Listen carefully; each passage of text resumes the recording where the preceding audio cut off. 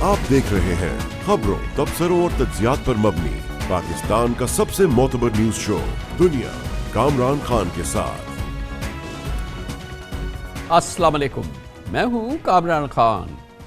पंजाब की सियासत मुसलसल हिचकोले खा रही है और शदीद हिचकोले खा रही है। आज उसका एक और मंजर देखने में आया और एक अजीब व गरीब कैफियत पैदा हो गई है।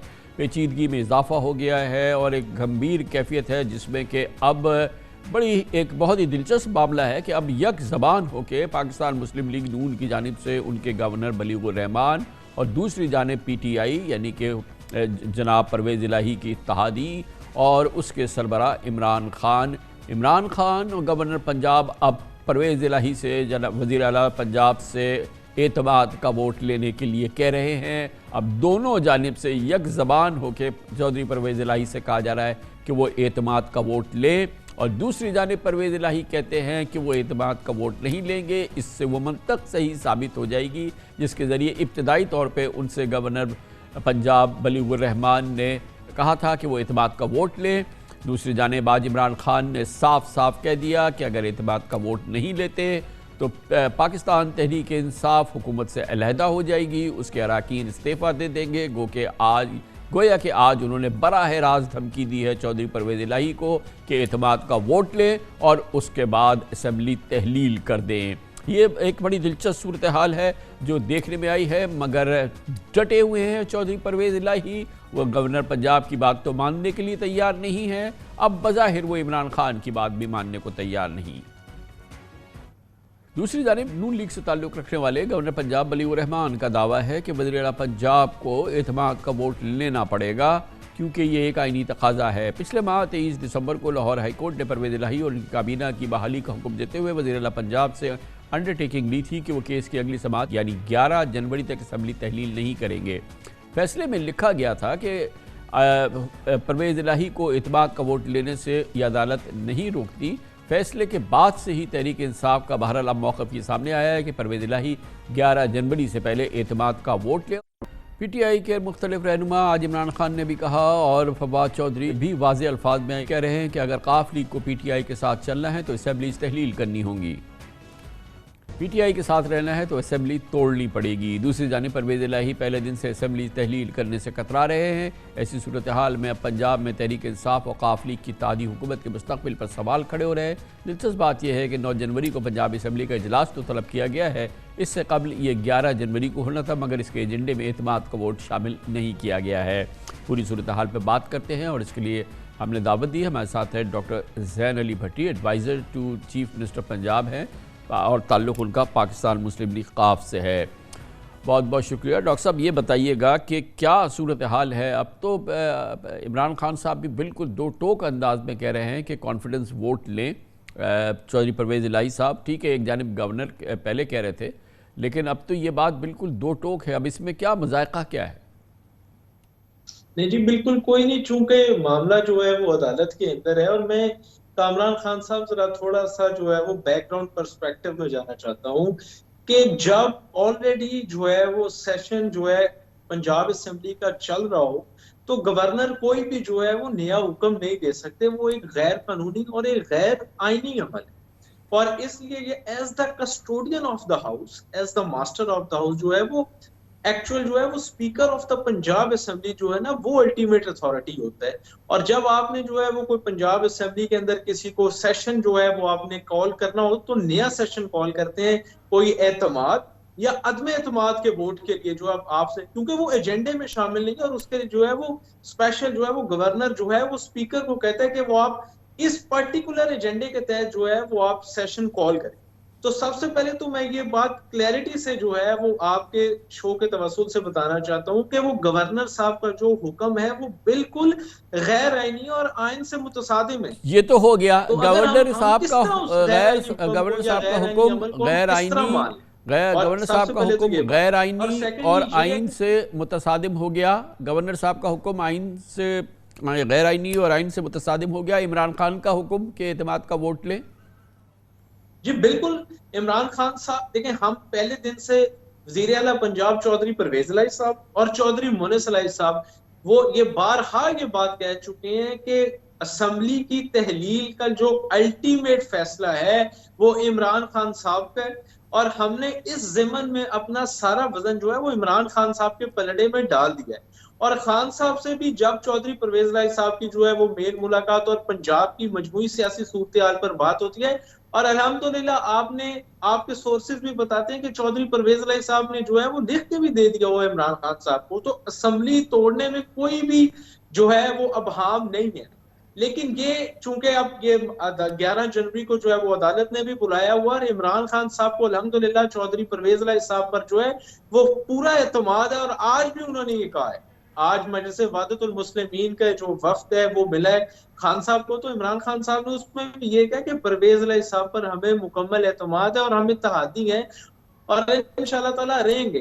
तो ये बताएं नून लीग को जो प्रॉब्लम आ रही है, मुश्किल प्रॉब्लम आ रही है कि डॉक्टर साहब ये बताएं इनिशिएटिव जो चौधरी परवेज ये बताएं कि अब बुनियादी मकसद और हदफ जो है इमरान खान साहब का हुक्म जो है वो ये कि असम्बली से तहलील हो। 11 तारीख तक तो कोर्ट ने रोका हुआ है, अब तो कोई अदब एतमाद की कोई तहरीक नहीं है, कोई कुछ नहीं है, बड़ी सिंपल बात है। 11 तारीख के बाद तो परवेज इलाही साहब किसी वक्त भी असम्बली से तहलील कर सकते हैं ना? जी बिल्कुल, 11 तारीख के बाद अदालत जो है वो क्या उसको कहते हैं किस तरफ जो है ये मामला जाता है, क्योंकि आगे मामला अदलिया के है दायरा इख्तियार में, तो उसके बाद इंशाल्लाह ताला बिल्कुल हमें कोई नहीं है जी, हमें अल्हम्दुलिल्लाह अपने एतमाद है इमरान खान साहब पर। और जिस तरह इमरान खान साहब और जो है वो पॉपुलैरिटी, मैं कहता हूँ कि खान साहब is the most popular leader in the political leadership among the political leadership of Pakistan. तो हम तो चाहते हैं कि जो है वो हम इलेक्शन में जाएं इमरान खान साहब के साथ मिलकर। बहुत बहुत शुक्रिया। डॉक्टर ज़ैन अली भट्टी हमारे साथ थे, वज़ीर आला पंजाब चौधरी परवेज इलाही के मुशीर। कमर्शियल ब्रेक, उसके बाद जिक्र करेंगे पाकिस्तान की मईशत और उससे जुड़े हुए बहरान। और अब बैरून मुल्क पाकिस्तानी खुल के मायूसी का इजहार कर रहे हैं। रोशन डिजिटल अकाउंट्स जिसमें लाखों पाकिस्तानियों ने सरमायाकारी की पूरी दुनिया से, ये रोशन डिजिटल अकाउंट्स तारीख हो रहे हैं क्योंकि पाकिस्तानी अब इसमें सरमायाकारी करने के लिए तैयार नहीं। और कैसे मुमकिन है कि अगर ओपन मार्केट में डॉलर 260 रुपये का मिले और सरकारी रेट उसके 226 रुपये हो, तो कौन पाकिस्तानी या कौन गैर मुल्की इस पाकिस्तान में सरमायाकारी करेगा? रोशन डिजिटल अकाउंट्स तारीख होते जा रहे हैं और इस पर ये पाकिस्तान के लिए एक बहरान है। इस पूरे बहरान की कैफियत आपके सामने रखते हैं छोटे से वक्फे के बाद।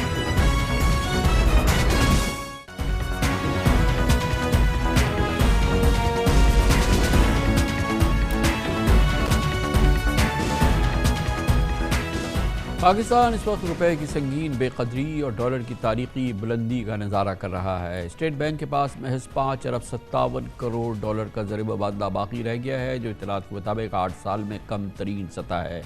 एक्सपोर्ट्स और रेमिटेंसेस दिन ब दिन घट रही हैं और इस सूरत हाल में रोशन डिजिटल अकाउंट्स का आसरा भी तारीख हो रहा है।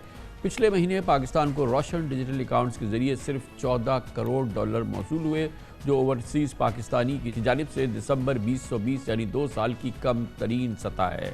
PTI दौरे हुकूमत में सितंबर 2020 में रोशन डिजिटल अकाउंट्स में सरमायाकारी का आगाज़ हुआ था।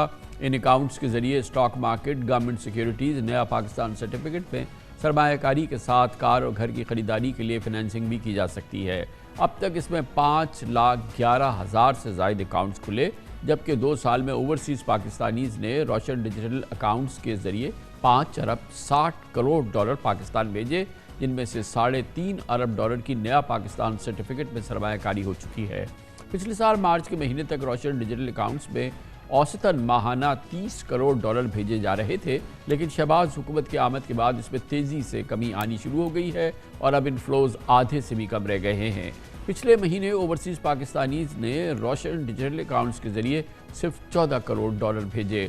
डॉलर के सरकारी नर्क और ओपन मार्केट के रेट में 25 से 30 रुपए के वाज़े फ़र्क को रोशन डिजिटल अकाउंट्स के ज़रिए तरसीलात ज़र में यानी रेमिटेंसेस की कमी की एक और बड़ी वजह करार दिया जा रहा है, क्योंकि हवाला हुंडी और ओपन मार्केट में डॉलर 260 रुपये तक का हाथों हाथ बिक रहा है। माहिरीन के मुताबिक मसनूई एक्सचेंज रेट की वजह से तरसीलात ही नहीं बल्कि एक्सपोर्ट्स भी गिर सकती हैं और रेमिटेंसेस तो गिरना शुरू हो गई हैं।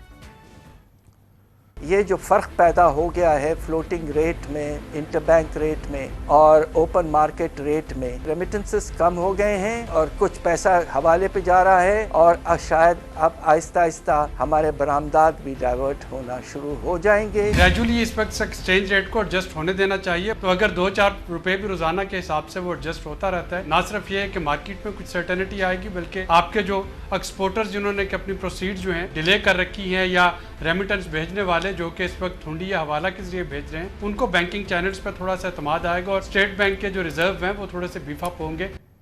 ये भी हकीकत है कि रोशन डिजिटल अकाउंट्स के जरिए सरमायाकारी पे 5 से 7% तक मुनाफा पहले जैसा पुरकशिश नहीं रहा। 2 साल पहले तक अमेरिका, बरतानिया और दीगर ममालिक में शरह सूद 1 से 2% थी, जबकि मगरबी ममालिक और अरब रियासतों में भी डॉलर में सरमायाकारी पर बेहतरीन मुनाफा मिल रहा है।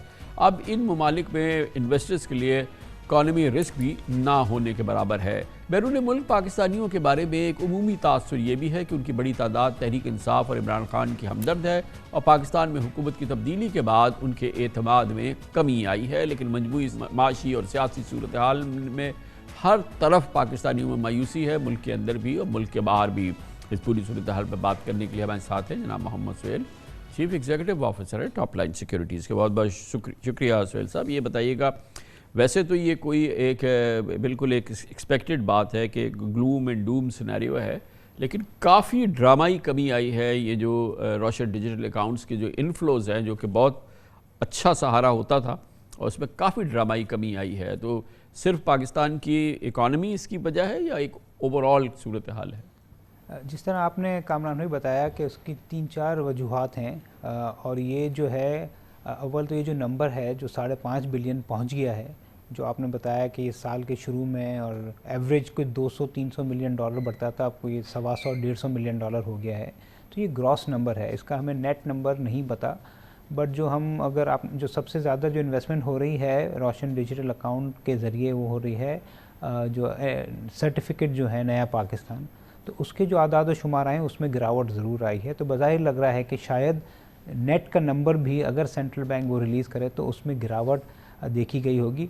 मेरे ख्याल में मुल्क के हालात, दुनिया के भी हालात बड़े ख़राब हो रहे हैं। जहाँ पे अमेरिका जैसा मुल्क 4-4.5% रिटर्न दे रहा हो, तो उसमें पाकिस्तान का 6-6.5% का रिटर्न कम लगता है। फिर ये आपने बताया कि जो एक्सचेंज कंपनी का या जो ब्लैक का रेट है और जो ऑफिशियल रेट है सरकारी, वो भी एक रीज़न हो सकता है। और सबसे इम्पॉर्टेंट है मेरे ख्याल में जो हुकूमत और सेंट्रल बैंक को एग्रेसिवली करना चाहिए, तो रेट्स उन्होंने नहीं रिवाइज़ किए। तो जो रुपये पे रेट था वो 11-12% था, अभी जाके उन्होंने 15 किया है। और अगर टी बिल ख़रीदें 3 महीने का तो वो 17 है। इसी तरह जो 3 महीने का 5.5% है डॉलर का रेट, बैंक जो है हमारे वो इससे ज़्यादा दे रहे हैं, बाहर के बैंक ज़्यादा दे रहे हैं। तो मेरे ख्याल में ये वो चीज़ है, देखिए मुल्क के हालात को शायद आप नहीं बदल सकते, मगर ये जो क्रिएटिविटी कह लें या जो प्रोडक्ट्स में तब्दीली लाना है, इसके लिए शायद मिनिस्ट्री और स्टेट बैंक को काम करना पड़ेगा। अगर इसको बढ़ा दिया जाए शॉर्ट टर्म के रेट्स को, बोले लॉन्ग टर्म के ना बढ़ाया जाए क्योंकि वो एक कॉस्ट होती है, तो शायद ये जो रफ्तार जो स्लो डाउन हुई है उसमें थोड़ी सी बेहतरी आ सकती है। नहीं, वो तो अगर हम देखें कि इससे पहले जब इस तरह के प्रेशर्स आए, ज़ाहिर है पहला प्रेशर तो नहीं आया हमारे रिजर्व्स पे, ये इससे पहले जो प्रेशर्स आए हैं और बहुत शदीद प्रेशर्स आए हैं, ख़ास तौर पे न्यूक्लियर ब्लास्ट वगैरह के बाद, तो उस वक्त भी हमने देखा था कि एक बड़ा प्रोएक्टिव स्टेट बैंक का रिस्पांस हुआ करता था। फिर आगे चल के फिर डॉक्टर इशरत वगैरह आ गए, जिसमें फिर स्वैप आया, फिर तमाम चीज़ें होती थी, प्रोडक्ट्स होती थी। और अब जैसे कि अभी आपने बताया लोगों ने घरों में डॉलर रख लिए हैं, तो अगर उनको ये कुछ इंसेंटिव मिले और ये हो कि उस पर रिटर्न्स बेहतर हो, तो कोई एक पैरालिसिस की सी सूरत हाल नज़र आती है हमें इस हवाले से, जो हुकूमत की एक्सचेंज रेट या फॉरेक्स रिजर्व्स की मैनेजमेंट के हवाले से। जी, जिस तरह मैंने कहा कि शायद ये स्टेट बैंक को परमिशन लेनी होती है मिनिस्ट्री से, तो वहाँ काफ़ी चीज़ें स्लो हो गई हैं, क्योंकि ये बिल्कुल ही अजीब सा है कि जो हुकूमत, अमेरिका की हुकूमत जो आपको रिटर्न दे रही है, वही रिटर्न आपको पाकिस्तान से मिल रहा है और पाकिस्तान का रिस्क प्रीमियम बढ़ रहा है, यूरो बॉन्ड्स की यील्ड बढ़ रही है, रेटिंग डाउन हो रही है। तो ये जो रिटर्न वाला जो पोर्शन है, वो आपने सही कहा कि जो क्रिएटिविटी होनी चाहिए या जो प्रोडक्ट्स का प्रोफाइल होना चाहिए या जो नई प्रोडक्ट्स होनी चाहिए, वो बिल्कुल नहीं आ रही है। मे भी हुकूमत ये भी कह सकती है कि जनवरी के महीने में जो भी लाएगा उसको हम टैक्स भी नहीं लेंगे, उसको हम 8%, 9% कर देंगे। तो कोई इस तरह की स्कीम्स आनी चाहिए, क्योंकि इसमें सबसे अच्छी बात यह है, शायद लोगों को इतना ज़्यादा डरना नहीं चाहिए, क्योंकि ये इंस्टेंटली ट्रांसफ़र हो जाता है। अगर किसी को खौफ है कि पाकिस्तान में 6 महीने के बाद या साल के बाद कोई बहुत बड़ा प्रॉब्लम हो जाएगा, हमारे पैसे फंस जाएंगे, और एक शॉर्ट टर्म स्कीम आती है तो ये शॉर्ट टर्म भी पैसा आ जाता है और overnight I think within 48 hours वो पैसा फिर ट्रांसफ़र भी हो जाता है। अनलाइक जो रेमिटेंस है या जो दूसरी स्कीम्स हैं जिसमें हम सुन रहे हैं कि पैसे फंस रहे हैं और रेमिटेंस नहीं जा रही हैं और काफ़ी चीज़ें सेंट्रल बैंक ने स्लो डाउन की हुई है, अभी तक ये जो है रोशन डिजिटल में कोई ऐसी खबर नहीं आई है। अच्छा, हमारी एक शदीद ज़रूरत है ना, क्योंकि इस वक्त तो हमारा IMF प्रोग्राम नहीं हुआ, लेकिन हमें कमर्शियल मार्केट में जाना है, हमें इंटरनेशनल मार्केट में जाना है, हमें बॉन्ड्स चाहिए, हमें बोरो करना है, सिर्फ मल्टीलैटरल और ये बायलैटरल ही नहीं, मगर हमें तो कमर्शियल मार्केट में भी जाना है। ये पूरा मामला जो है वो एक बुरी तरह से मुंजमद नज़र आता है। देखिए, यही तो सबसे बड़ा मसला है कि पाकिस्तान में कोई शायद फ़ैसला साजी नहीं हो रही है। जितना शदीद बहरान है शायद उसको शदीद समझा नहीं जा रहा। तो हमारा तो 2 महीने 3 महीने पहले हमने रिपोर्ट भी निकाली थी। हमारा यही व्यू है कि पाकिस्तान को अब ये जो हालात हैं उसको एक्सेप्ट करके, जो अपने फ्रेंडली कंट्रीज़ हैं जिसके पास आप हर साल जाते हैं कोई 12-13 बिलियन रोल ओवर करवाने, और ये रोल ओवर ही जो है आपके जो 20-22 बिलियन जो सालाना पेमेंट है उसमें मेजॉरिटी रोल ओवर वाली है, जो आपके फ्रेंडली कंट्रीज़ हैं या कुछ और ममालिक हैं। मेरे ख्याल में उनके पास आपको जाना चाहिए और 5 साल से 10 साल के लिए इसको रीस्ट्रक्चर कराना चाहिए, क्योंकि अगर अभी रीस्ट्रक्चर करा लिया तो थोड़ा सा ये सही अंदाज में हो जाएगा, मगर अगर आपने डिफ़ॉल्ट कर दिया या कोई क्राइसिस आ गया उसके बाद जो रीस्ट्रक्चर होगा तो फिर वही हालात होंगे जो घाना में हो रहे हैं या जो श्रीलंका में हो रहे हैं, क्योंकि जब मजबूरी आती है तो फिर जो लेंडर्स होते हैं वो अपनी फिर मनमानी करते हैं। अच्छा, ये प्रोसेस जो है वो अगर हम क्लोजेस्ट एग्जांपल देखें तो श्रीलंका की है, जहां पर ये प्रोसेस शुरू किया गया और हालात वहां पे जो हम फीडबैक सुन रहे हैं और ये सुन रहे हैं काफ़ी हद तक कंट्रोल में आ रहे हैं। नहीं, देखिए, श्रीलंका शायद इसलिए नहीं है कि मेजॉरिटी में कामरान भाई डिफ़ॉल्ट के बाद रीस्ट्रक्चर हुआ है।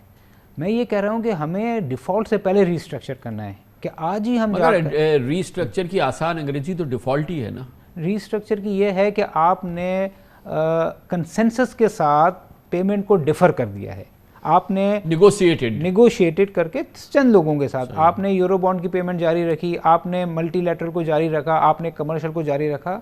वो बायलैटरल ममालिक जो आपके दोस्त हैं उनको आप अपनी प्रॉब्लम का बताएं और उनके साथ डेट को डिफ़र करवाएं, ठीक है। इससे रेटिंग भी डाउनग्रेड नहीं होगी। मगर ये बायलैटरल गुफ्तगू से तो नहीं होती, इसके लिए तो आपको प्रोफेशनल्स को हायर करना पड़ता है ना। ये प्रोफेशनल बैंक्स हैं ये हैं जो कि फिर दुनिया में जाते हैं और फिर एक खामोशी से ये मुज़ाकरात करते हैं और फिर ये चीज़ बहरहाल श्रीलंका ने की। नहीं, ये तो ज़रूर है, कंसल्टेंट्स हैं वो हायर होते हैं। पाकिस्तान में 1998-99 में कुछ बैंकों को हायर किया गया था, क्योंकि इसमें कानून ही होती हैं, पेचीदगियाँ होती हैं, आपको लीगल टीम हायर करनी पड़ती है, आपको फाइनेंशियल एक्सपर्ट्स हायर करने पड़ते हैं। तो आपने बचा फरमाया, ये पाकिस्तान अगर कर ले और ये रोल ओवर की जो अमाउंट है इसको रीस्ट्रक्चर कर ले, या आप इसको रीप्रोफाइलिंग कह लें या इसको डेफरमेंट कह लें, जो भी कह लें, ये होगा कम पेनफुल। और अगर आपने नहीं किया तो फिर जो ज़्यादा पेनफुल होगा वो वही होगा जो घाना में और श्रीलंका में हो रहा है। और ये कितना इसकी कितनी अर्जेंसी है कि ये जो हमारे 4 एक्सचेंज रेट चल रहे हैं और ख़ास तौर पर जो प्रिंसिपल 2 एक्सचेंज रेट हैं, एक इंटरबैंक रेट और जो भी इस वक्त अनऑफिशियल रेट है 260, 262, 263, 226, कि ये किसी सूरत से नैरो हो। देखिए कामरान भाई, जिस तरह मैं आपको पहले बता रहा था कि इसमें 2 प्रेशर हैं। एक तो ये प्रेशर है कि ये 2 रेट्स हैं और एक नफ्सियाती प्रेशर है। जब अननोन चीज़ होती है ना तो उसका एक नफ्सियाती प्रेशर होता है, क्योंकि प्राइस डिस्कवरी नहीं हुई। मेरे ख्याल में तो ये इसको इमीडिएटली जो है 10-15 रुपए को एडजस्ट कर देना चाहिए। और जिस तरह हमने पहले भी देखा था कि बहुत सारे जो होल्डर्स हैं फिर वो भी आ जाएंगे, एक्सपोर्टर्स भी आ जाएंगे, रेमिटेंस वाले भी आ जाएंगे, रोशन डिजिटल वाले भी आ जाएंगे।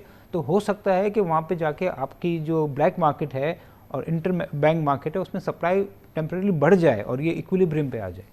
बहुत बहुत शुक्रिया Mohammad Suhail, chief executive officer Top Line Securities हमारे साथ थे। कमर्शियल ब्रेक, इस दौरान न्यूज़ हेडलाइंस देखें, जिसके बाद हम अपने प्रोग्राम के बाकी हिस्से के साथ वापस आएंगे।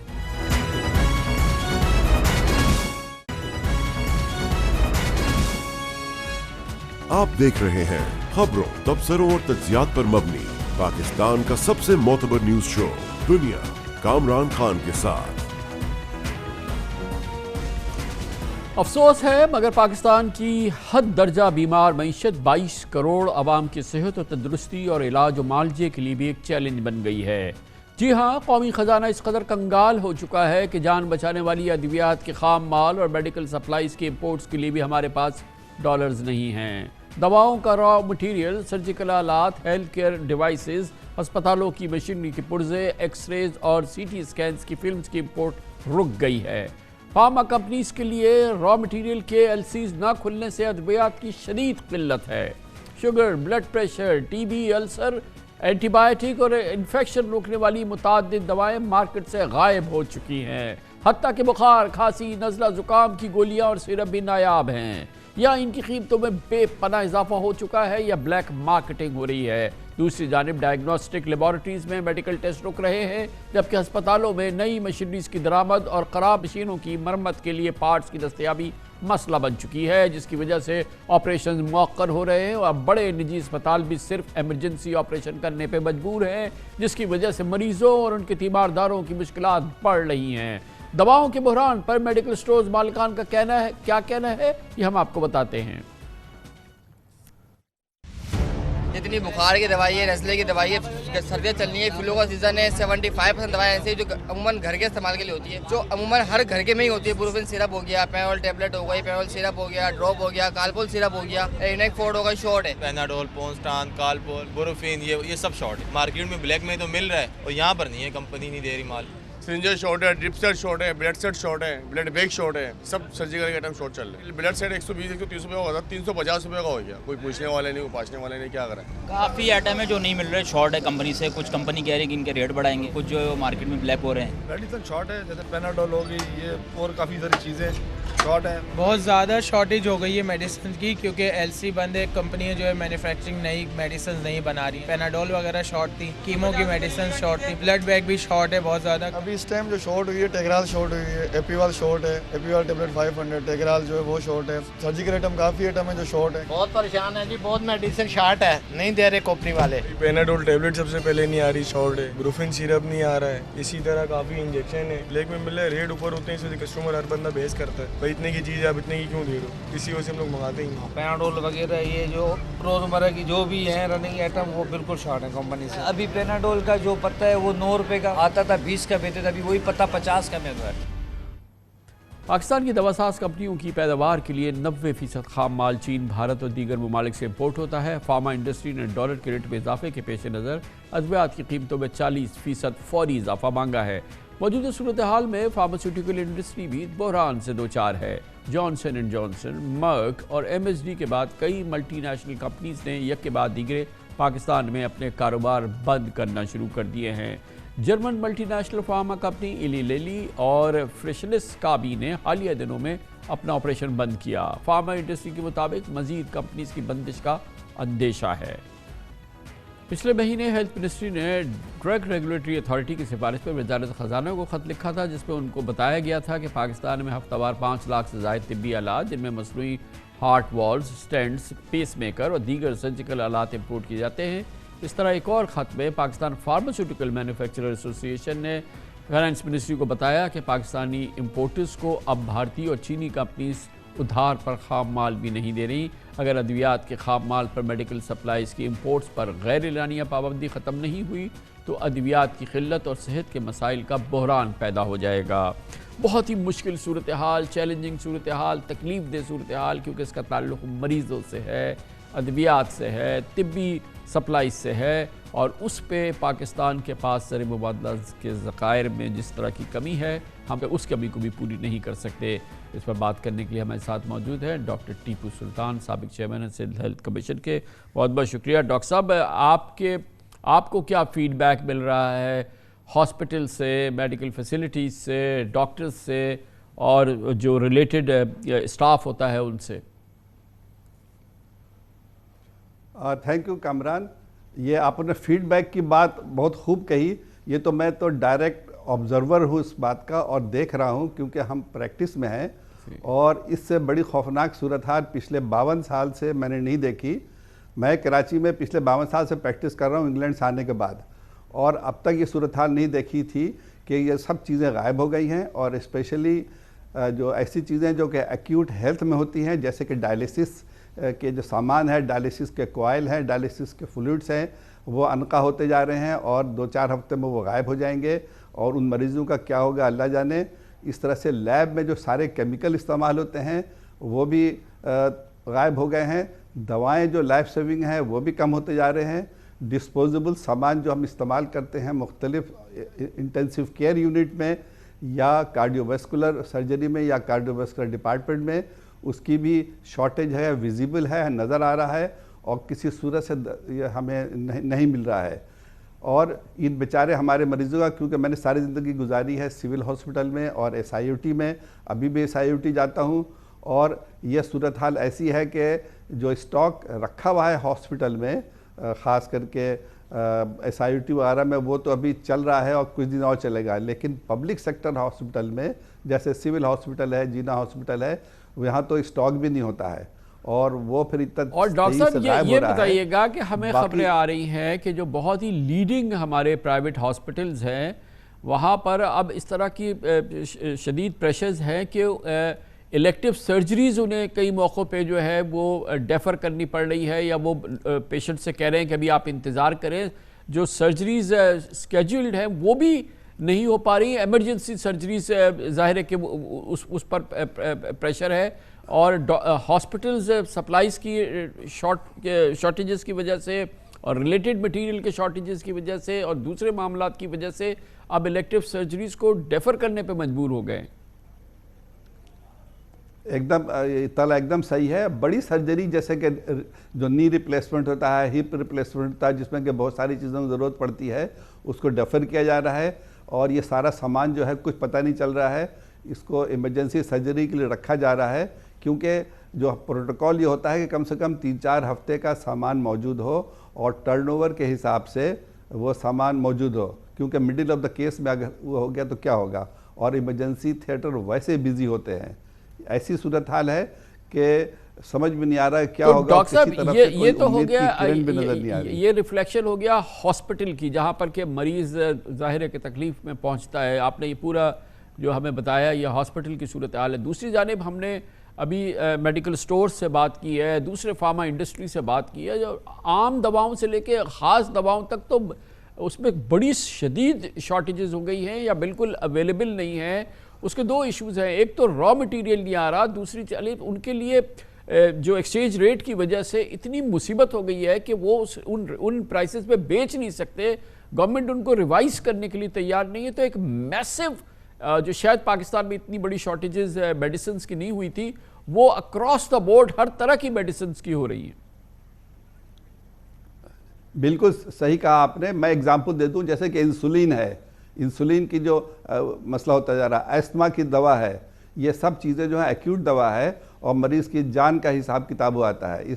तो इस तरह से रॉ मटेरियल कमी है तो दवा नहीं बन रही है। और जो दवा इंपोर्ट होती है, जैसे कि हार्ट की एक्यूट दवाएं हैं, एंजाइना की दवाएं हैं या ब्लड प्रेशर की दवा है, ये मार्केट से सडनली गायब हो गई है या तो लोगों ने छुपा लिया है। और फिर अभी मैंने सुन रहा था उसमें किसी ने कहा कि जाली दवाएं मैदान में आ जाएंगी, जो कि आ चुकी हैं इस वक्त जहाँ तक मुझे पता है। और इस तरह से ऐसी खौफनाक सूरत हाल है कि सोच करके हम लरज़ जाते हैं कि 2-4 हफ्तों बाद क्या होगा, क्योंकि अगर आना भी शुरू हुआ तो उसको टाइम लग जाएगा। ज़रूरत इस बात की है कि इसका कोई इमीडिएटली सद्देबात किया जाए। डॉक्टर साहब इसमें एक और बड़ी एक गंभीर सूरत हाल है कि बिल्कुल एक एक्सट्रीमली सीनियर जो फाइनेंस मिनिस्ट्री ऑफिशियल है, उनका कहना यह है और उन्होंने बिल्कुल कई लोगों की मौजूदगी में कहा है कि हमारे पास लाइफ सेविंग ड्रग्स के लिए भी हमारे पास नहीं है फॉरेन एक्सचेंज कि हम दे सकें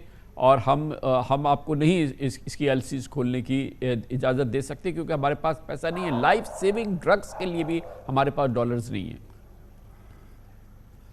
अब देखिए कामरान, इससे ज़्यादा शर्मनाक बात क्या हो सकती है, क्योंकि जब दूसरी तरफ हम देख रहे हैं कि दूसरी तरफ बहुत सारे खर्चे ऐसे हो रहे हैं जो कि मेरे जैसे आदमी भी समझ रहा है कि ये सरफ बेजा हो रही है, लेकिन लाइफ सेविंग के लिए अगर आवाम की ज़िंदगी नहीं बचाई जाएगी तो फिर हम डॉक्टर लोग क्या करेंगे और ये जो डिसीजन मेकर हैं, अच्छा, पॉलिसी मेकर्स हैं। डॉक्टर साहब, आपके इल्म में है कि ये वो मुल्क है जहाँ पर ये हाल है, एक जानिब हमारी इकोनॉमी की ये सिचुएशन है, हमारे पास डॉलर नहीं है मगर हमारी कैबिनेट दुनिया की सबसे बड़ी 80 लोगों की कैबिनेट है हमारे पास।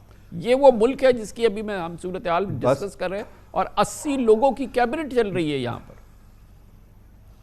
जी, बस मैं कहते रह गया कि पता नहीं एथिकल होगा अनएथिकल होगा। आपने कह दिया ये दुनिया का वाहिद मुल्क है जहाँ 80 की कैबिनेट है और सैर सपाटे जो चार्टर जहाज़ में हो रहे हैं वो भी हम देख रहे हैं। और इसके अलावा जो अभी हम रोड पर निकलते हैं और जो पूरा जुलूस 25-30 गाड़ियों का निकलता है एक प्रोटोकॉल के साथ, इस किस्म की जो बेहुदा खर्चे हो रहे हैं उसको देख के हमें शर्म आती है। और इनको क्यों नहीं शर्म आती, रात को नींद कैसे सोते होंगे ये, और ये अल्लाह ताला के यहाँ क्या मुंह दिखाएंगे, आई डोंट नो। नहीं डॉक्टर साहब, ये आपके जैसे आम पाकिस्तानियों को और आम पाकिस्तानी और बेचारे मुतवस्सित लोग और गरीब लोगों को जगाते हैं और ख़ुद सोते हैं, उसकी उनको बिल्कुल फ़िक्र नहीं है, खूब जी भर के सोते हैं। बहुत बहुत शुक्रिया, thank you so much. Doctor Tipu Sultan हमारे साथ मौजूद थे, साबिक chairman Pakistan medical association. Commercial break. और ये तो सिर्फ दवाओं की बात है और मेडिकल सप्लाइज़ की बात है और हॉस्पिटल सप्लाइज़ नहीं है, लाइफ सेविंग ड्रग्स बुरी तरह से कम हो रही हैं। और सुनिए, बचे कुचे जो गैर मुल्की सरमायाकार हैं वो मुल्क से भागने पर मजबूर हैं क्योंकि 10 माह से अपना मुनाफा यानी डिविडेंड्स अपने हेडक्वार्टर्स में नहीं भेज पा रहे हैं, अपने मुल्कों में नहीं भेज पा रहे हैं। तो किस तरह से वो कारोबार करें जिस मुल्क में वो अपने डिविडेंड्स को रिमिट नहीं कर सकते। वो इंपोर्ट्स में मसले आ रहे हैं, चीज़ें पहले से कहीं ज़्यादा महंगी हुई है और मुख्तलिफ मसाइल हैं। मल्टीनेशनल कंपनीज मुल्क से भागने पे मजबूर हैं और बहुत शदीद प्रेशर है। Overseas investor chamber of commerce हमें बताएगा कि क्या सूरत हाल है। उसके बाद हम आपको बताएंगे कि आटे की जो कीमतें 160 रुपये किलो आज कराची में है उसमें किस तरह से सिंध हुकूमत की करप्शन है, किस तरीके से उसमें ब्लैक मार्केटिंग हो रही है और सरकारी गोदामों से गंदम की बोरियां मुसलसल चोरी हो रही हैं लाखों की तादाद में। ये सब कुछ है आगे चल के। बचे कुछ गैर मुल्की सरमायाकार भी पाकिस्तान की मुल्की मईशत से नाला है। यहाँ पर कारोबार और मईशत रोज़ाना पिघलती नज़र आ रही है। गैर मुल्की कंपनीज़ का बहुत बड़ा मसला है कि वो अपने ममालिक में या अपने हेडक्वार्टर्स में डिविडेंड्स भेजने के लिए उनको डॉलर्स दस्तयाब नहीं है और उनको सरकारी तौर पे इसकी इजाज़त नहीं मिल रही है। मार्च 2022 यानी 10 माह से मल्टीनेशनल कंपनीज़ ने अपने मुल्कों को या अपनी जो उनकी होल्डिंग कंपनीज़ हैं या जो उनकी मदर कंपनीज़ हैं उनको मुनाफा नहीं भेजा है। और इसी तरह से ये एक बहुत बड़ा क्राइसिस है जो इस वक्त चल रहा है। खाम माल और मशीनरी की इंपोर्ट्स बंद होने की वजह से भी गैर मुल्की सरमायाकारों को इजाफी मुश्किलात का सामना है। पाकिस्तान में इस वक्त 31 मुख्तलिफ ममालिक की 200 से ज़ायद मल्टीनेशनल कंपनीज़ हैं जो कि 14 शोबाजात में काम कर रही हैं और OICCI यानी कि overseas investor chamber of commerce की मेंबर हैं। ये कंपनीज़ पाकिस्तान की टैक्स आमदन में 1/3 हिस्सा डालती हैं, लेकिन हुकूमती पॉलिसीज़ की वजह से उनके लिए अपना कारोबार जारी रखना दुश्वार हो रहा है। स्टेट बैंक के आदद शुमार के मुताबिक इस माली साल के इब्तिदाई 4 महीनों जुलाई से अक्टूबर 2022 में गैर मुल्की कंपनीज ने $7 करोड़ का मुनाफा अपने मुल्कों में भेजा, जबकि पिछले साल इस अरसे में $56 करोड़ 66 लाख गैर मुल्की कंपनीज ने अपने मुल्कों को मुनाफे की सूरत में भेजे थे। बज़ाहिर माली साल के 4 महीनों में $49 करोड़ की कमी आई, मगर लगता है कि स्टेट बैंक का दावा हकीकत के बरक्स है, क्योंकि मुनाफा भेजना तो दूर की बात है, मल्टीनेशनल कंपनीज ना खाम माल और ना ही मशीनरी इंपोर्ट कर पा रही हैं, जिसकी वजह से लाखों लोगों के बेरोज़गार होने का खदशा है और पैदावारी सलाहियत बुरी तरह से मुतासर हो रही है। जो चैलेंज हो गया है कि सबसे पहले तो जो कंपनीज के डिविडेंड थे वो रिमिट नहीं कर पा रहे। आज तकरीबन कोई 9 महीने हो गए हैं। जो सारी अब न्यूज़ फैल रही है तो जो हेडक्वार्टर्स बैठे हुए हैं वो कंसर्न होने शुरू हो गए हैं कि यार हमारे जो डिविडेंड्स थे, जो प्रॉफिट्स थे, वो रिमिट नहीं हो पा रहे। पहले भी बैकलॉग था और पिछले 9 महीने से तो बिल्कुल ही रुक चुके हैं। उसके बाद हमें प्रॉब्लम आना शुरू हो गया कि स्पेयर पार्ट्स की LC नहीं खुलना शुरू। तो जाहिर बात है अगर आपकी मशीन रगी है और स्पेयर पार्ट आपके प्रॉब्लम कर रहे हैं और आपने इंपोर्ट करना है तो वो उसका मसला खड़ा हो चुका है। और पिछले कोई हफ्ते के अंदर काफ़ी बेसिकली जो नॉइज़ क्रिएट होनी शुरू हो गई गई है कि जो रॉ मटेरियल की है वो एलसीज नहीं खुल रही हैं। इस वक्त पोर्ट के ऊपर एक बहुत बड़ा बैकलॉग है, तो ये एक बहुत बड़ा मसला खड़ा हो चुका और आने वाले दिनों में अगर इसको सॉल्व नहीं किया गया तो ये तो एक विशियस साइकिल क्रिएट कर देगा। बिकॉज अगर आपकी प्रोडक्शन नहीं होगी तो आपके जो तमाम मजदूर जो आपके मैन्युफैक्चरिंग यूनिट्स के ऊपर काम कर रहे हैं उनका रिस्क है कि वो जो है ना वो बेरोजगार हो जाएं। ये पाकिस्तान में सबसे बड़ी मल्टीनेशनल कंपनी यूनिलीवर के जनरल मैनेजर थे जो कि आपको सूरत हाल बता रहे थे, और अब इस सूरत हाल इसमें मज़ीद ख़राब हो चुकी है। ये बहरान कहीं ज़्यादा संगीन हो चुका है। साबिक governor state bank doctor Ishrat Hussain ने मईशत के मुस्तक़बिल के उन्वान से अपने हालिया आर्टिकल्स की सीरीज़ में शहबाज हुकूमत को तजवीज़ दी है कि बैरूनी सरमायाकारों को राग़िब करने के लिए ज़र मुबादले की मुंतकली का आज़ादाना निज़ाम अपनाना होगा, जिसमें फ़ॉरेन इन्वेस्टर्स को बग़ैर किसी मंजूरी के सरमाया, मुनाफा और डिविडेंड की तरसील की इजाज़त होनी चाहिए। लेकिन पाकिस्तान में मल्टीनेशनल कंपनीज़ को सरमायाकारी पर अपने खालिस मुनाफे की मुंतकली पर गैर एलानिया पाबंदियों का सामना है, और पाकिस्तान में गैर मुल्की सरमायाकारी की सबसे बड़ी जक लग रही है। और इस हवाले से जो गैर मुल्की सरमायाकारों का पाकिस्तान पर एतमाद है वो -4 हो गया है। Overseas investors chamber of commerce and industries के सर्वे के मुताबिक मुल्क में सियासी धमा चौकड़ी, बढ़ती हुई महंगाई, रुपए की कदर में कमी और पेट्रोलियम मसनूआत की कीमतों में इजाफे से माशी सरगर्मी बुरी तरह से मुतासिर हुई है, जिसकी वजह से बिजनेस कॉन्फिडेंस स्कोर 21 पॉइंट की कमी के साथ -4 है, जो शहबाज हुकूमत के आने से कबल मार्च और अप्रैल में 17% होता था। स्टेट बैंक के मुताबिक बराह रास्त गैर मुल्की सरमायाकारी में माली साल के 4 माह में 52% कमी आ चुकी है।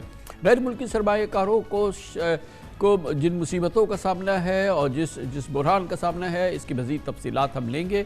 हमें ज्वाइन कर रहे हैं जनाब अब्दुल अलीम साहब, secretary general overseas investor chamber of commerce. बहुत बहुत शुक्रिया अब्दुल अलीम साहब। ये फरमाइएगा कि आप नुमाइंदगी करते हैं ओवरसीज़ इन्वेस्टर चेंबर, जो पाकिस्तान में गैर मुल्की सरमायाकार मल्टीनेशनल कंपनीज़ का सबसे बड़ा इदारा है। ये बताइएगा कि इस वक्त मजमूई सूरत हाल क्या है आपके मेंबर्स की? जी अस्सलाम वालेकुम कामरान साहब, जो आपने अभी बैकग्राउंड बताया था बिल्कुल उसी के मुताबिक है, बल्कि हालात थोड़े से और ख़राब हुए हैं। इसलिए कि देखें, एक तो आपने डिविडेंड का जिक्र किया और इंपोर्ट्स पे जो रिस्ट्रिक्शन है वो रोज़ाना और बढ़ती जा रही है। हमें मालूम है कि स्टेट बैंक के पास रिज़र्व्स की कमी है और जो रिक्वायरमेंट है वो बहुत ज़्यादा है। तो हो ये रहा है कि पार्शल शटडाउन शुरू हो गया है हमारी मुख्तलिफ कंपनीज़ में। उसके साथ साथ जो मसला आ रहा है वो ये कि एक चीज़ देखें, मैसेजिंग जो है पाकिस्तान से बड़ी गलत जा रही है मल्टीनेशनल्स के हेडक्वार्टर्स में, जिसका आपने भी जिक्र किया। वो ये है कि डिविडेंड अपनी जगह रहा, इनके जो ऑपरेशंस हैं स्पेयर पार्ट्स वगैरह की और मशीनरी जो एक्सपेंशन वगैरह का भी जिनका प्रोग्राम था वो काफ़ी सीरियसली इफ़ेक्ट हो रहा है। हम इस पे स्टेट बैंक से बात कर रहे हैं, और स्टेट बैंक ने काफ़ी अच्छी इंस्ट्रक्शंस इशू की थी साल के आखिर में, लेकिन बहरहाल उसको इम्प्लीमेंट करने में बैंक्स को जो है वो प्रॉब्लम आ रही है, क्योंकि उनके पास गालबन फॉरेन एक्सचेंज की जो रिक्वायरमेंट है अवेलेबल नहीं है। एक जो चीज़ गौर करने की है कामरान साहब वो ये कि इसके बहुत 2-3 और बड़े नुकसान आते हैं। इसका सबसे बड़ा जो टैलेंट अपार्ट फ्राम ऑपरेशन जो बंद होने का ख़तरा है और हो रहा है कुछ धीरे धीरे, वो ये है कि टैलेंट जो पाकिस्तान से है, बहुत मल्टीनेशनल्स के पास काफ़ी अच्छा टैलेंट होता है, वो अब इन सब चीज़ों से थोड़ा सा बेजार हो रहा है और धीरे धीरे हमें जो इन्फॉर्मेशन आ रही है वो ये कि वो टैलेंट यहाँ से भागना शुरू हो रहा है। तो ये चीज़ बड़ी ख़तरनाक है।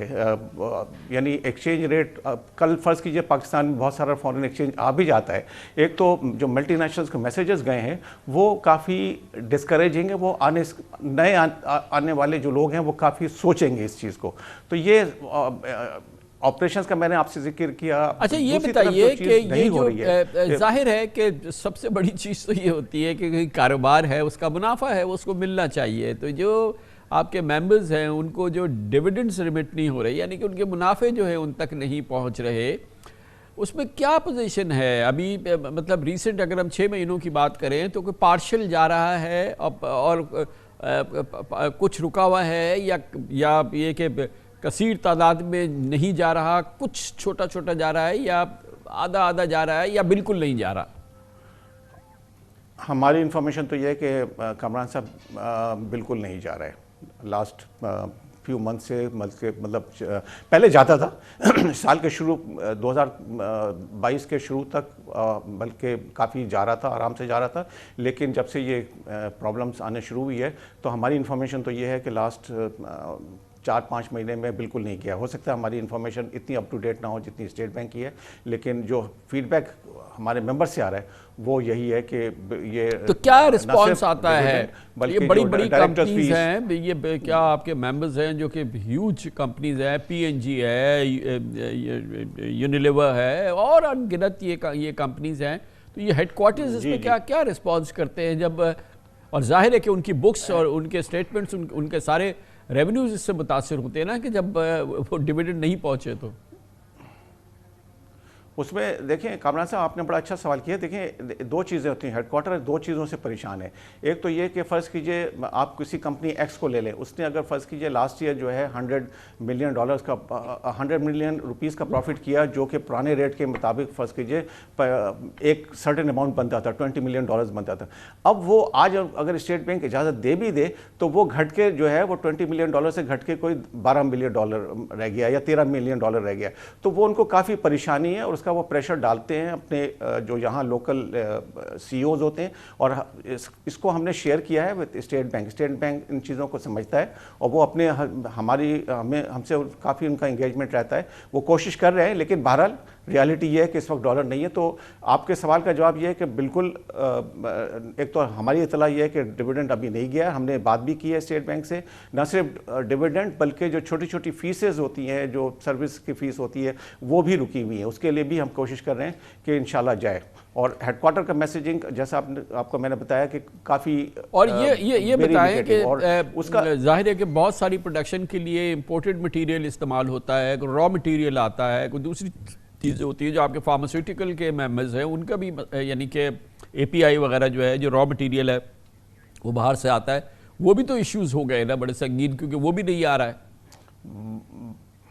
बहुत बिल्कुल सही आपने कहा। लेकिन to be fair, State Bank ने जो प्रायोरिटी दी है उसमें फार्मास्यूटिकल को प्रायोरिटी दी है। लेकिन एक चीज़ जो मैं अगर आपकी इजाज़त हो तो एक चीज़ और वो करूँ फॉरेन एक्सचेंज से हट के, वो ये कि गवर्नमेंट ने बहुत ज़्यादती की है फार्मास्यूटिकल कंपनीज़ के साथ कि उनकी जो फार्मा पॉलिसी थी 2018 की, उसके मुताबिक इनकी जो प्राइस इंक्रीज़ थी वो उन्होंने अलाउड नहीं की है, जिसकी वजह से मैंने पहले शायद से आपको जिक्र किया होगा कि कुछ कंपनीज़ ने यहाँ ऑपरेशन अपना रोक दिया है और काफ़ी ये लोग जो हैं परेशान हैं, क्योंकि अगर उनकी अपनी कॉस्ट रिकवर नहीं होगी, जो कि इन्फ्लेशन इतना बढ़ गया है, डिवैल्यूएशन हो गया है, तो वो काफ़ी बहुत सख्त किस्म की मैसेजिंग गलत जा रही है फार्मास्यूटिकल कंपनीज की तरफ से जो मल्टीनेशनल यहाँ पर हैं। थैंक यू सो मच, बहुत बहुत शुक्रिया। जनाब अब्दुल अलीम हमारे साथ मौजूद थे। और ये वो दुर्गत है जो बैरूनी मुल्क सरमायाकारों की या बैनुल-अक़वामी मल्टीनेशनल कंपनीज़ की पाकिस्तान में बन रही है, जो अपने मुनाफे अपने मुल्क में या अपने हेडक्वार्टर्स में नहीं भेज पा रहे, और पूरी तबाहकुन सूरत हाल बैरून मुल्क सरमायाकारों की जो दुर्गत बन रही है पाकिस्तान में, वो आपके सामने रखी। पाकिस्तानियों की क्या दुर्गत बन रही है, पाकिस्तानी किस सूरत हाल से इस बदतरीन माशी बहरान में गुजर रहे हैं। इसमें भी करप्शन का बाज़ार गर्म है, सरकारी नाअहली का बाज़ार गर्म है। सिंध में इस तबाही कुल सूरत हाल की वजह से आटा अब 160 रुपये किलो फ़रोख्त हो रहा है, जिसमें आटे की बोरी पर करप्शन और किकबैक्स और कमीशन, उसमें 100 गुना इजाफा किया गया है, बल्कि कई मौक़ों पे 1000 गुना इजाफा किया गया है। आटे की सरकारी गंदम से चोरी और उन लाखों बोरियों की चोरी भी मुसलसल जारी है। सिंध में वो तूफ़ान है जिसका कि आप तसव्वुर नहीं कर सकते, नाअहली का और करप्शन का, और इसकी वजह से गरीब आदमी का आटा जो है या एक आम मुतवस्सित आदमी का आटा जो है वो 160 रुपये किलो हो गया है। डबल रोटी की कीमतों में 40-45% इजाफा हो गया है। बेकरी अशिया की कीमतों में इजाफा हो रहा है, कोई पूछने वाला नहीं। सबूत के साथ हम ये तमाम मामला आपके सामने रखेंगे छोटे से वक्फे के बाद। Welcome back. इस वक्त पाकिस्तान में मजमूई महंगाई की शरह 26%, जबकि खाने पीने की अशिया की महंगाई 30% से भी ज़्यादा है, जो पाकिस्तान की तारीख़ में महंगी तरीन जो कैफियत है अशिया खुर्दनोश की, वो शुमार हो रही है। खाने पीने की ज़रूरी अशिया की कीमतें आसमान से बातें कर रही हैं। आटा तक अवाम की दस्तरस से बाहर हो रहा है, जबकि तलब को पूरा करने के लिए हुकूमत 10 लाख टन गंदम इम्पोर्ट भी कर चुकी है। इदारा शुमारियात के मुताबिक सिर्फ पिछले 7 रोज़ में आटे की कीमत में तकरीबन 5% इजाफा हो गया है। सिंध और पंजाब में किल्लत के बायस गंदम के रेट 130 रुपये किलो तक पहुँच गए, जो मुल्क की तारीख की बुलंद तरीन सतह है। सिंध में 65 रुपये किलो सरकारी सस्ता आटा तो बिल्कुल नापैद है। सिंध हुकूमत की करप्शन और बदतरीन नाअहली की वजह से इस वक्त सिंध में 1 किलो चक्की का आटा 160 रुपये में फ़रोख्त हो रहा है, जो पाकिस्तान की तारीख की बुलंद तरीन सतह है। अवाम को रोटी के लाले पड़ गए हैं। दूसरी जानिब अंदरून सिंध करप्ट सरकारी एहलकार सरकारी गंदम की फ़ी बोरी पर 1000 रुपये तक रिश्वत बटोर रहे हैं, जबकि महकमा खुराक के अफसरान की मिली भगत से बेशतर फ्लावर मिल्स और ज़ख़ीरा अंदोज भी खूब मुनाफा कमा रहे हैं। आटा महंगा होने से इससे बनने वाली तमाम अशिया के दाम बढ़ गए हैं। देखते ही देखते डबल रोटी की कीमतें भी बढ़ गई हैं। पिछले 8 माह में डबल रोटी की कीमत 160 रुपये से बढ़ के 200 रुपये, तंदूर की रोटी 15 रुपये से बढ़ के 30 रुपये तक हो गई है। बेकरी आइटम्स भी 40% तक महंगे हो गए हैं। मज़ीद तफसीलात आपको दिखाते हैं अपने नुमाइंदे खुसूसी हमाद आलम की इस रिपोर्ट में। अफसोस, सद अफसोस की बात यह है कि आटा अगर 160 रुपये किलो हो गया है, नान की कीमत दुगनी हो गई है, डबल रोटी की कीमत आसमान को छू रही है, तो इसकी बड़ी वजह, बुनियादी वजह सिंध हुकूमत की नाअहली और बदतरीन करप्शन है जो मुसलसल जारी है। इत्तलात के मुताबिक सिंध के सरकारी गोदामों से जो हर साल लाखों बोरियाँ चोरी होती हैं, वो सिलसिला आज भी जारी है। मज़ीद तफसीलात हमें देंगे। हमारे साथ मौजूद है हमारे नुमाइंदे खुसूसी इख्तियार खोकर। बहुत बहुत शुक्रिया इख्तियार खोकर साहब। बताइएगा कि तमाम जो स्टेक होल्डर्स अभी हमने बात की, फ्लावर मिल्स वाले, जितने भी कनेक्टेड लोग हैं, हर आदमी की ज़बान पे बात है कि अगर आज 160 रुपये किलो का आटा हो गया है तो उसकी वजह सिंध की सरकारी करप्शन है और यहाँ पर नाअहली है हुकूमत की। जी खान साहब, ऐसा ही है। जो मालूमात हम लोगों ने इकट्ठे की है उसमें अहम बात ये आई है कि हुकूमत को जो गंदम खरीदती है रियायती कीमत पे आबादगारों को, उसका रेट जो सब्सिडाइज रेट है, रियायती कीमत है, वो उसकी अनाउंसमेंट हर साल मार्च में होती है और अप्रैल में गंदम की नई खरीदारी होती है। लेकिन इस साल हुकूमत सिंध ने 4000 रुपये फ़ी बन के हिसाब से मार्च में गंदम खरीदने का ऐलान किया, यानी कि 10,000 रुपये की बोरी 100 किलोग्राम की। इसका नतीजा ये निकला कि पूरे पाकिस्तान में मार्केट शूट करके गई और जब उनको व्यापारियों को, ताजरों को ये मालूम हो कि जो बोरी 2 महीने के बाद हमें 10,000 रुपये में किसान गवर्नमेंट खरीदेगी, तो वो जाहिर है इस वक्त 6,000 रुपये में मार्केट में क्यों लाएंगे। तो इसलिए एक तो सबसे बड़ा मसला ये हो गया है कि गंदम मार्केट से गायब हो गई। अच्छा, इसका फ़ायदा सिंध हुकूमत के जो फूड डिपार्टमेंट है उसने भरपूर लिया। जब मार्केट में गंदम की कीमत शूट कर गई इनके इस अनाउंसमेंट के बाद, तो इन्होंने जो गंदम उजरा करते हैं फ्लोर मिल्स को, उस पर अपनी कमीशन का रेट बढ़ा दिया। जो 200-300 रुपये फ़ी बोरी का रेट होता था वो 2 से 2,500 रुपये चला गया, क्योंकि इसमें फ्लोर मिल्स को भी फ़ायदा हो रहा था, क्योंकि 6,000 रुपये में वो फ़ी बोरी खरीद रहे थे, ये ले रहे थे फूड डिपार्टमेंट से सब्सिडाइज रेट पे। और वो अक्सर फ्लोर मिल सिंध में तकरीबन 50% फ्लोर मिल्स ये गंदम जाके मार्केट में 10 से 12,000 रुपये में बेचती है।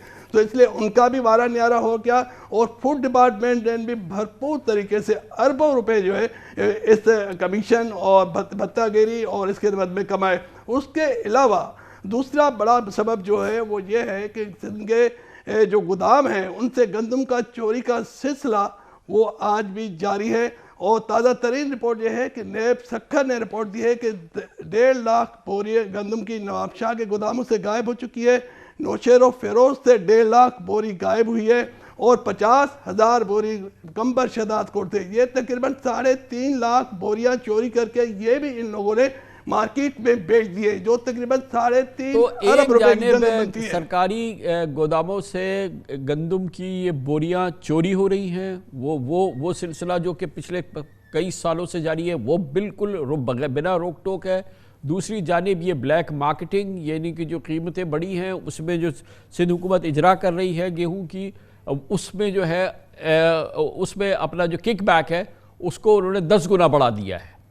जी, उसको 10 गुना बढ़ा दिया है, उसका कोई चेक एंड बैलेंस नहीं है। उसके अलावा खान साहब ये भी है कि जो गंदम दी जाती है रिकॉर्ड में फ्लोर मिल पे, उसमें बड़े पैमाने पे मिट्टी और कचरा मिलाया जाता है। तकरीबन हर बोरी में 10 से 15 किलोग्राम मिट्टी निकल रही है। पहले आम मिट्टी ऐसे मिलाई जाती थी, लेकिन अब मिट्टियों के थैले भर के बोरियों में डाले जाते हैं इस वक्त भी कराची का जो गोदाम है, गोदाम नंबर 1, उसमें 3 लाख बोरियां अनअकाउंट फार पड़ी है, उनमें मिट्टी है, उनको अलग करके रख दिया गया है। और उनको जो फूड के जो और यही वजह है कि अभी हमने जब शहरियों से बात की तो उन्होंने कहा कि बिल्कुल काला आटा और जिसके अंदर साफ मिट्टी नज़र आती है वो आटा जो है वो ये बेचा जा रहा है, जो सरकारी सतह पे जो बेचा जा रहा है, लोगों को मिट्टी बेची जा रही है। जी खान साहब, एक तो शहरियों की जो हेल्थ है उससे खेला जा रहा है, उनकी ज़िंदगियों से खेला जा रहा है।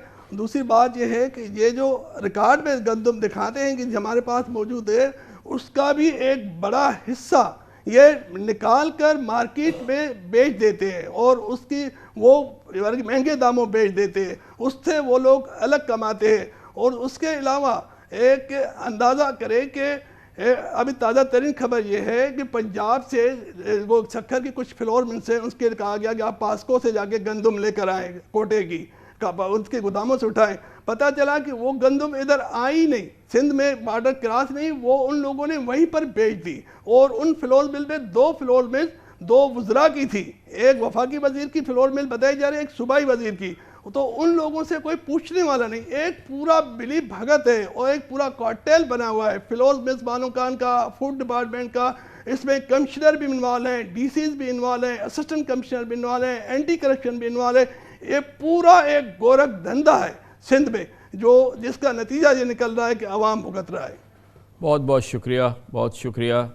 इख्तियार खोकर हमारे साथ थे और आप अंदाज़ा लगाएं कि ये महंगाई की सूरत हाल और इस पूरी सूरत हाल में बाकायदा सरकारी करप्शन, हुकूमत सिंध की बाकायदा सरकारी नाअहली और ये तमाम खुले आम, बिल्कुल खुले आम हो रहा है। मट्टी मिला मिला के गेहूं के अंदर आटा बनाया जा रहा है और फिर ये आप देख रहे हैं किस तरीके से ब्लैक मार्केटिंग हो रही है, किकबैक्स, कमीशन खाए जा रहे हैं एक एक बोरी पे। और फिर आपने ये भी अंदाज़ा लगाया है कि वो सरकारी जो गोदाम हैं वहाँ से गेहूं की चोरियाँ, जो बोरियाँ, लाखों बोरियाँ चोरी होती है, वो भी मुसलसल जारी है। और ये इसकी कॉस्ट ये है कि आवाम को 160 रुपये किलो पाकिस्तान की तारीख का महंगा तरीन आटा मिल रहा है। नान 15 से 30 रुपए की हो गई है, डबल रोटी की 40% कीमत बढ़ गई है, तमाम बेकरी की अशिया की कीमतें बढ़ गई हैं। किसी को परवाह नहीं है और पैसे बनाए जा रहे हैं। और आप देख रहे हैं कि उसकी खुली मिसालें जो हैं वो कोई इसमें कुछ छुपी हुई बात नहीं है। किस अंदाज से सिंध में ये सरकारी करप्शन हो रही है, महकमा खुराक खाली नहीं, ऊपर से लेके नीचे तक सब मिले हुए हैं।